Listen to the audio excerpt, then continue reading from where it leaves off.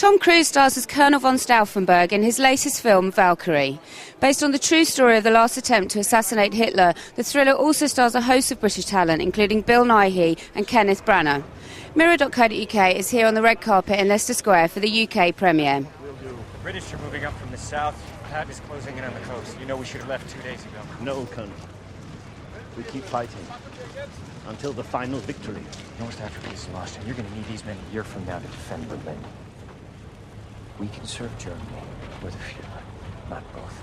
The message of this film, I think, is particularly that you need to stand up against tyrants. You need to know when to stand up and be counted. And when someone has kidnapped the country, Hitler kidnapped Germany. He removed the levers of government. There was no voting anymore.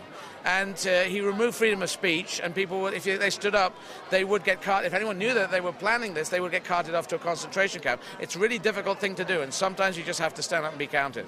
It's about heroism, isn't it? That's all it can be. You know, this courage to sort of make, when you consider the terror of what it must have been like living in that era under those massive dictatorships like the Nazi dictatorship or the Stalinist dictatorship.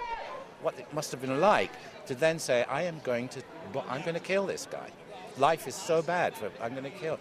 What a decision to make. It's not a history lesson. You get reminded that even though your government can go insane, you don't necessarily have to. I love him too, and I think it's great that he's in London. We were in Berlin last night. They gave him and the movie a standing ovation last night. They just went on and on and on. The German people, it's the first time they'd seen it. It's one of their big stories, so it was a massive moment for him and for all of us that made the movie. I heard that there was a standing ovation in Berlin. That must have been a phenomenal experience for you. It was phenomenal. It was phenomenal. Did you ever expect, I know the film's been, you've been working on the film for a good 2 years now, did you ever expect it to kind of be here now and with all the crowds? We hoped it would be here now, with everyone, but it's very exciting because we have the whole cast here, except Ken is directing something in LA, but to have us all in New York City and then in Berlin last night and then here tonight, it's a moment that you dream about and think about when you're making the film, getting to the end. And when you're making it, of course, you think you're never going to get there. So it's really nice tonight. Were you at the Berlin premiere yesterday? I was, yeah. How was that? It was crazy. I mean, that was the one where, obviously we were really not concerned, but we really wanted it to go down very, very well there. That's the one that was the real acid test, and it was extraordinary. There was this ovation at the end, which is pretty unusual for Berlin. Apparently it's gone down a real storm. So we'll wait and see what it does down here. How was it to work with Tom Cruise? You play his faithful assistant. Mad, his right-hand man, no pun intended. It was crazy, really. I mean, it's all very, very surreal. It's sort of something I've said before, but I do very much feel like somebody who's in a sort of fake documentary about a guy who got a part in a Tom Cruise film. And plus, it's been so long coming in post-production, it's finally here. When you actually see it up there, I'm going like, who's that guy?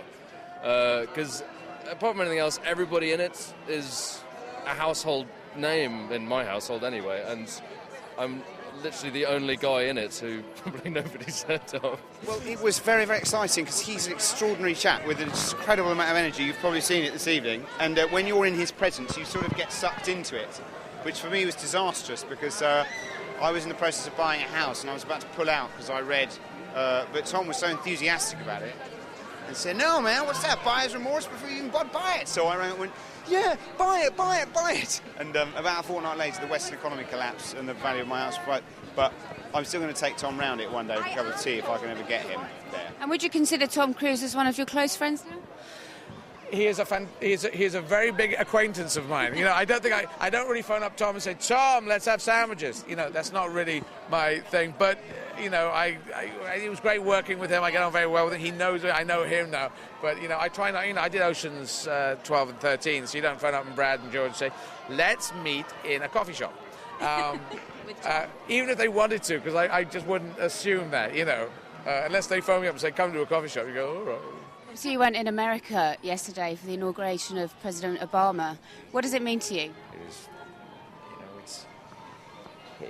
That I think you look at that dreams are, do come true. I think it's very powerful. It's friends were, texting me and phone calls, and we were watching it. It was, so I'm very excited about the future.